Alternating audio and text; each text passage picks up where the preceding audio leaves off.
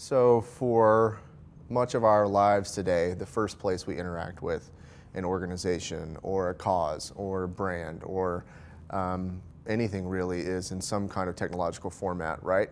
So when we are building spaces, they're basically digital environments where people are engaging for the first time. Instead of brick and mortar, we sort of think of it as click and mortar, or maybe even like tap and mortar now in the mobile sphere. So it's really important that we understand that when we create these experiences, whether or not they're visual, that they be created well, because in a lot of places it's the first impression that someone gets of our brand or our cause. And if we want to seem as though we are credible, it really becomes really important that what we do is done with excellence. And I think in many places, like technology is a place where people want to hurry and be as quick and efficient as possible, but we might spend lots of time and energy, building a big building or a big physical space that's really impressive. But when it comes to technology, we want to compress it down into the shortest amount of time possible.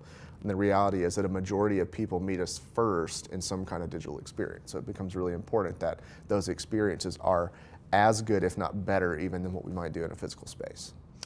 I think technology is an infinite frontier. And one of the greatest challenges of technology, and let's just use our common device, our phone in our pocket, is that we can access a lot of really amazing information or interactions with people that matter a lot to us. We can FaceTime or video conference with family members and friends who we care deeply about that we may not have seen for a long time. It can also be greatly assisting to us, right? Our phone has more computational power in it than the first space shuttle did, and really a lot of various like space travel things since then. It's amazing how much power is packed in there.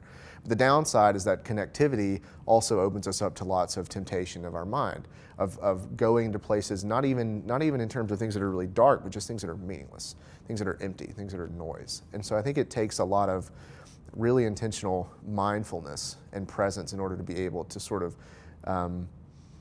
wield the technology in a way that it doesn't take us to places that we shouldn't go, that it helps us to be better and not worse. And I think one of the greatest enemies of our generation is not an intentional malice, but actually what we do with all the middle time. We all feel busier than we've ever felt, but at the same time, do we feel like we're actually doing more than we've ever done? I remember kind of being on the early side of when mobile technology was first making its way into our pockets and handheld devices. And it seems like somehow I got so much more done then, and I also had a lot more great relationships maybe than I do now. And so I wonder, what am I doing with all this time spent in the middle? And as Barna talked about yesterday, or David Kinnaman from Barna, he said, the average person, our statistics show, spends 10 hours a day in media. Well, if we spend 8 hours a day working and 8 hours a day sleeping, which clearly not everybody follows that metric, but how did you come up with 10 hours to spend in media? So it's really infiltrating us, and it takes a lot of mindfulness to really wield it. I think technology has great capacity to scale our efforts in humanity. And I think that's probably the greatest benefit that it brings. Whether you're looking at simply, it helps me do math faster, or if we're looking at artificial superintelligence, where the computers are actually able to mimic a lot of the things that we're doing and make decisions like we would make them. So when we're looking at really missional causes or common good causes, which is what we care a lot about, I think technology has a capacity to take these things and really scale them to a larger impact than you can do with just a small team of people. And so really at Whiteboard, that's what we try to do. We try to be the bridge that either scales awareness or communication or audience reach, or actually scales your operational efforts when we're building platforms and apps that are actually coming alongside your initiative. Also, technology lets us solve a lot of globalization problems. So when you're trying to deal with, let's say there are problems or opportunities that are not located geographically close to you, we can scale that with technology really quickly in a way that it used to take a lot of travel and manpower to do.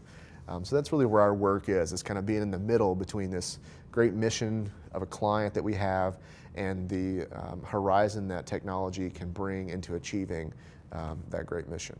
I think one of the biggest, for our generation specifically, the erosion of virtue is something that's really critical.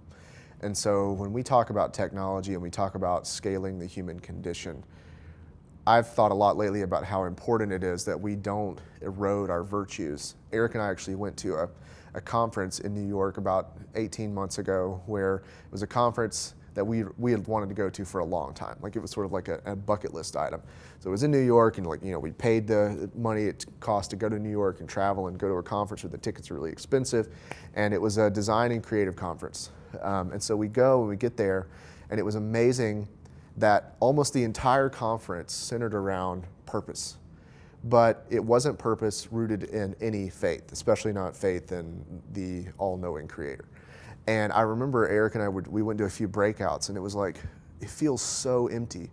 Like, everybody here is trying to pursue purposefulness inside themselves, right? And that's not where it exists. We know that. We know that we believe in a creator of the universe who sort of organized things to work in a certain way. And so when we're looking at a common good, I think we have to look in that direction. We can't look inside ourselves. And so, you know, at Whiteboard, something we talked a lot about recently internally is this idea of virtue, and making sure that all of the things that we do and the people that we work with are infused with virtue, because the virtue implies something much bigger than ourselves.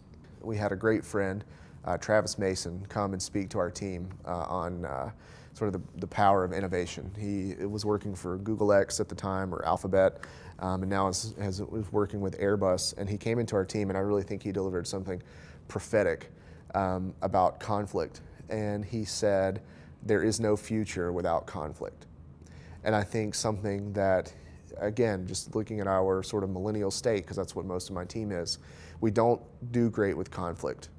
And we do great with working hard and spending a lot of energy, but when it comes to, like, interpersonal conflict, we don't do very well at that. We want to hide behind our screens and our phones and our chat clients. We want to have conversations that we can control, and we want to use our emojis and other ways of, like, trying to express emotion instead of, like, having fully embodied conversation, as Andy Crouch would say. So for us, like, this idea of there's no future without conflict is something that started to permeate. And there's the Mars TV series that was released deals a lot with this. So there's, like, somewhere close to 80 studies going on where there are teams in remote areas of the world that are completely isolated, where they're staging, basically like living in space, because they figured out that science can get us wherever we want to go. We can pioneer any journey in the universe we want to go to. The unpredictable part is the human condition. And how will 5 human beings trapped in a tiny space, how will they cope with only 5 people for 3, 4, 8, 10 years in this, like, journey of pioneering and exploration? And I think that when we're looking at achieving anything to make the world better, that really the conflict of humanity is something that's critical. And so we've talked a lot about that at Whiteboard lately too, and how can technology not be a wall between conflict? How can it, like, actually unearth these issues and help us to deal with them more quickly, more effectively, because that's how we pave a way forward. I think there's a lot of power when people are inspired. I mean, the cause of Christ is hope, right? It's a hope that the future is reconciled, that it's better than where we are today, and that people are made whole. And so for us, we know that communicating that in our work and in the work of the people that we work with is critical to inspiring others to act, to bring that future into reality. Because I think that's sort of the state that we're in. If we sit around and we imagine a world that's better and we don't do anything about it, then what use is our mental capacity? So for us, it's about, like, creating work, whether, especially like in the communication side, that leads people to imagining what the future could be, what it should be. I think what it ought to be is often our question. And we hope that everybody who engages with anything we do is confronted with that question of, you know, how do we bring about the world that ought to be, and what should that look like?